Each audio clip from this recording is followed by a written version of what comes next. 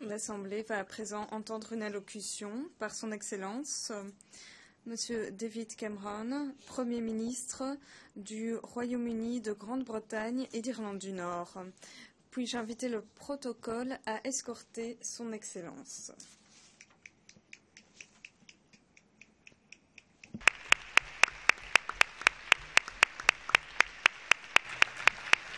Thank you.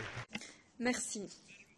Madame la vice-présidente, cette année, nos valeurs et notre détermination ont été mis à l'épreuve comme jamais.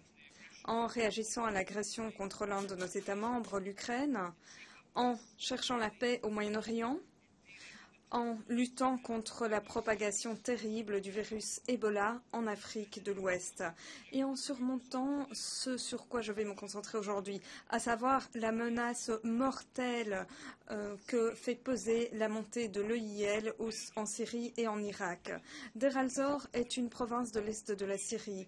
C'est là que vit la tribu Al-Shetat, qui a été prise par l'État islamique le mois dernier. 700 membres de cette tribu ont été exécutés, beaucoup d'entre eux décapités. La grande majorité d'entre eux étaient des civils, des musulmans, qui refusaient de prêter allégeance à la vision du monde malade et extrémiste de l'État islamique et ont payé de leur vie. Ils ne sont pas seuls. En Syrie, dans le nord de l'Irak, des milliers de personnes ont connu le même lot. Des musulmans, sunnites et chiites, des chrétiens, des yazidis, des personnes de toute confession ou athées. Le IEL n'est pas un problème qui ne concerne qu'une région. L'organisation a des plans meurtriers d'aller bien au-delà de l'Irak et de la Syrie et de mener des atrocités terroristes partout dans le monde.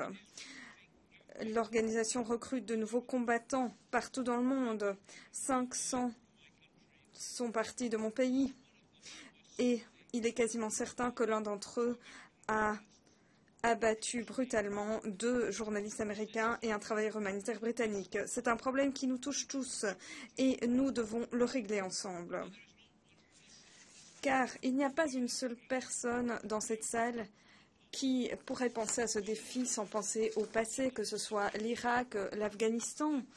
Certes, nous devons apprendre les leçons du passé, surtout de ce qui s'est passé en Irak il y a 10 ans. Mais nous devons tirer les bonnes leçons. Oui, il faut bien se préparer. Non, il ne faut pas intervenir dans un conflit sans avoir un plan clair. Mais nous ne devons pas être paralysés par la peur et ne rien faire. L'isolement ou le fait d'ignorer un problème tel que l'État islamique n'aggraveront que les choses. Nous ne pouvons pas faire en sorte que les erreurs du passé soient un prétexte pour être indifférents ou ne pas agir. La leçon à tirer, c'est qu'il faut agir, mais agir différemment. Nous devons être globaux en vainquant l'idéologie de l'extrémisme qui est la cause profonde du terrorisme, afin de gagner la bataille des idées et pas seulement la bataille de la puissance militaire. Nous devons être intelligents en appuyant des gouvernements représentatifs et responsables et en travaillant avec eux s'ils nous le demandent, mais pas sans leur consentement. Nous devons être inclusifs, travailler avec les partenaires de la région qui sont prêts à participer à cette solution et éventuellement également l'Iran. Et nous devons être intransigeants en utilisant tous les moyens à notre disposition, y compris la force armée, afin de traquer ces extrémistes. Je vais revenir sur ces différents points. Les causes profondes de la menace terroriste, c'est une idéologie toxique d'extrémisme islamique. Cela n'a rien à voir avec l'islam, une religion pacifique qui suscite tant d'actes de générosité chaque jour. Les extrémistes islamistes, quant à eux, pensent qu'en utilisant les formes les plus brutales du terrorisme, ils pourront forcer les gens à accepter leur conception du monde anarchique et mettre en place un État quasiment médiéval. Pour vaincre l'État islamique et d'autres organisations semblables, nous devons surmonter cette idéologie sous toutes ses formes. Alors que l'on en sait de plus en plus sur le passé des personnes condamnées pour des délits terroristes, il ressort clairement que beaucoup d'entre eux ont été influencés par des prédicateurs qui disaient ne pas encourager la violence, mais dont la conception du monde peut être utilisée comme une justification pour être violent. Nous connaissons bien ces mensonges. Les attentats du 11 septembre seraient un complot juif. Les attaques de Londres auraient été orchestrées. L'idée que les musulmans sont persécutés partout dans le monde en tant qu'acte délibéré d'une politique occidentale, la notion d'une confrontation inévitable des civilisations. Soyons clairs, pour vaincre l'idéologie de l'extrémisme, nous devons lutter contre toutes les formes de l'extrémisme, et pas seulement l'extrémisme violent. Pour les gouvernements, il y a différents moyens d'agir. Nous devons interdire aux prédicateurs de haine de se rendre dans nos pays. Nous devons proscrire les organisations qui incitent au terrorisme contre des personnes dans notre pays et à l'étranger. Nous devons ensemble arrêter la diffusion de vidéos illégales telles que celle de l'EIL qui décapitait des otages. Et nous devons arrêter ces extrémismes soi-disant non violents qui incitent à la haine, à l'intolérance dans nos écoles, dans nos universités, dans nos prisons même.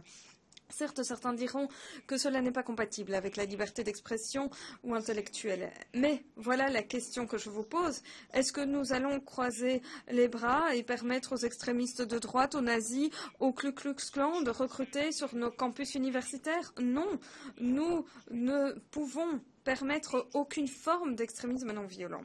Nous devons dire que les prophéties d'une guerre mondiale des religions dressant les musulmans contre le reste du monde, ce sont là des inepties. Les musulmans et les gouvernements du monde entier doivent reconquérir leur religion face à ces terroristes malades, comme le font tant aujourd'hui, et ce à juste titre. Nous devons les aider avec des programmes qui détournent les jeunes de ces idéologies toxiques. Et il nous faut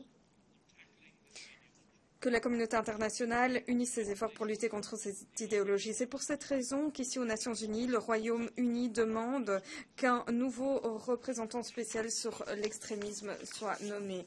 Mais lutter contre l'extrémisme ne suffira jamais. Le communisme n'a pu être vaincu simplement en dénonçant ses défauts, mais bien en montrant l'alternative, liberté démocratique, économique, l'état de droit, montrant que tout cela pouvait instaurer une meilleure société, un meilleur monde. Les jeunes doivent voir la puissance que représente une voie différente, plus ouverte, plus démocratique. Le XXe siècle nous a enseigné le rôle vital que jouent des gouvernements représentatifs et responsables en offrant à leur peuple des occasions de l'espoir, de la dignité. Certes, nous ne devons pas être naïfs. Tous les pays ne peuvent pas avancer au même rythme ou parvenir à la même destination. Et nous devons respecter les différentes cultures, traditions, histoires. Mais soyons clairs, l'échec à répondre aux aspirations des peuples peut susciter un terreau fertile où s'implantent les rebelles extrémistes ou même terroristes. Les gouvernements qui ne gouvernent que pour une partie de leur peuple suscitent une profonde rancœur. En Irak, l'échec du gouvernement d'Al-Maliki a représenté l'ensemble de son peuple, a jeté certains citoyens dans les mains des extrémistes. Trop souvent, les personnes ont dû choisir entre gouvernement autocratique et non représentatif et une rébellion brutale qui utilise la religion de façon détournée pour réunir, pour lutter contre tout cela. Il nous faut soutenir les fondements des sociétés libres et ouvertes. En Irak, cela signifie appuyer la formation d'un nouveau gouvernement inclusif capable d'unir tous les Irakiens, sunnites, chiites, kurdes, chrétiens et autres. En Syrie, cela doit passer par une transition politique et la fin de la brutalité d'Assad. Je sais que certains pensent que nous devrions agir avec Assad pour surmonter l'État islamique. Mais je pense que cette opinion est dangereusement mal avisée. L'ennemi de nos ennemis n'est pas notre ami, c'est simplement un autre ennemi. Passer un accord avec Assad ne surmontera pas l'État islamique, car le parti pris, la brutalité du régime d'Assad constitue l'un des outils les plus puissants de recrutement des terroristes. La Syrie a besoin de la même chose que l'Irak, un gouvernement inclusif, représentatif, démocratique, qui s'intéresse à l'ensemble de son peuple. Donc, pour ceux qui ont soutenu Assad ou ceux qui sont restés les bras croisés, je leur dirai ceci.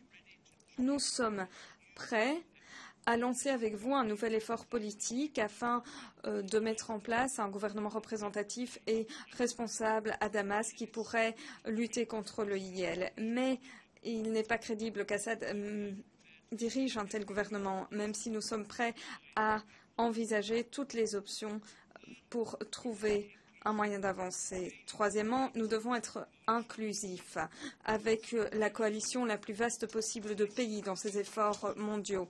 L'EIL représente une menace pour nous tous, mais la plus grande menace pèse sur la région.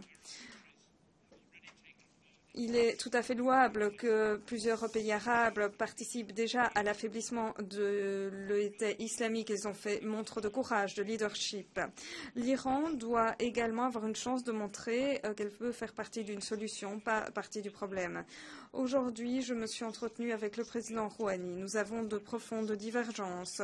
L'appui qu'apporte l'Iran aux organisations terroristes, son programme nucléaire, la façon dont le pays traite son peuple, tout cela doit changer. Mais les dirigeants iraniens pourraient nous aider à surmonter la menace de l'État islamique, nous permettre de mettre en place un Irak plus stable, plus participatif et une Syrie plus stable, plus inclusive. Et s'ils sont prêts à le faire, nous devons les accueillir. Enfin, lorsque la sécurité de notre peuple est en jeu, nous devons être intransigeants dans notre réaction. Et cela commence chez nous. Pour ce qui est au Royaume-Uni, nous mettons en place de nouvelles prérogatives afin de pouvoir davantage confisquer des passeports et arrêter des voyageurs suspects, afin de retirer l'identité britannique à ceux qui ont la double nationalité et d'empêcher temporairement certains ressortissants britanniques de revenir dans notre pays, pour garantir que les compagnies aériennes respectent nos listes d'interdiction de vol et nos procédures de sécurité, et pour que nos services de police et de sécurité puissent appliquer des contraintes spatiales plus strictes pour ceux qui posent un risque au Royaume-Uni. Ici, aux Nations Unies, nous avons pris les rênes d'une résolution du Conseil de sécurité afin de perturber les flux de financement de l'EIL, afin de sanctionner ceux qui essayent d'enrôler pour l'EIL et d'encourager tous les pays à faire tout ce qu'ils peuvent pour empêcher les combattants étrangers de rejoindre la cause extrémiste. Mais qu'en est-il du rôle des forces armées? Je ne pense pas que la menace de l'extrémisme islamiste pourra être réglée au mieux par des troupes au sol occidentales qui essayent de pacifier ou de reconstruire le Moyen-Orient ou l'Afrique. Mais une démarche intelligente et globale doit laisser une place à nos forces armées. Nos forces armées peuvent appuyer les efforts humanitaires énormes, notamment comme les forces armées britanniques l'ont fait pour aider des millions de personnes qui ont fui l'EIL. Et nous devons le faire ensemble afin de renforcer les capacités des autorités légitimes qui luttent contre les extrémistes, par de la formation, de l'équipement, des conseils, des technologies et d'autres atouts nécessaires au succès, que ce soit pour appuyer la lutte contre Boko Haram au Nigeria, contre les Shebab en Somalie, contre Ansar al-Sharia en Libye ou contre Al-Qaïda au Yémen. Il est juste d'aider ceux qui sont en première ligne, qui luttent pour leur pays, pour leur société, pour leur liberté. Aux côtés de nos partenaires européens, nous avons déjà envoyé de l'équipement aux forces kurdes.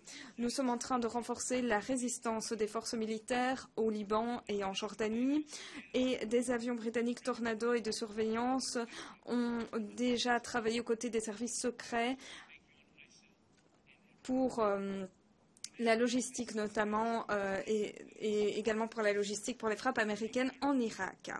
Nous avons maintenant une coalition internationale en place avec des pays arabes engagés à lutter contre l'État islamique. Nous avons une stratégie globale pour le faire avec des composantes politiques, diplomatiques, humanitaires et militaires nécessaires pour être couronnées de succès. Le Conseil de sécurité des Nations Unies a à présent reçu une demande claire du gouvernement irakien d'appuyer son action militaire contre l'État islamique.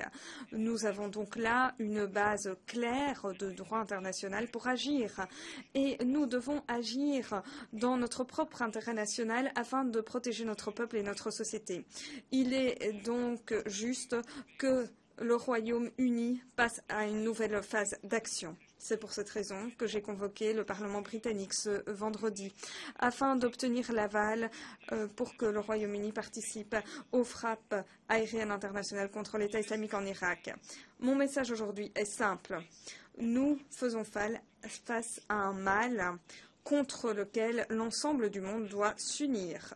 Et comme toujours, pour défendre la liberté, la démocratie et la justice, le Royaume-Uni jouera son rôle. Merci.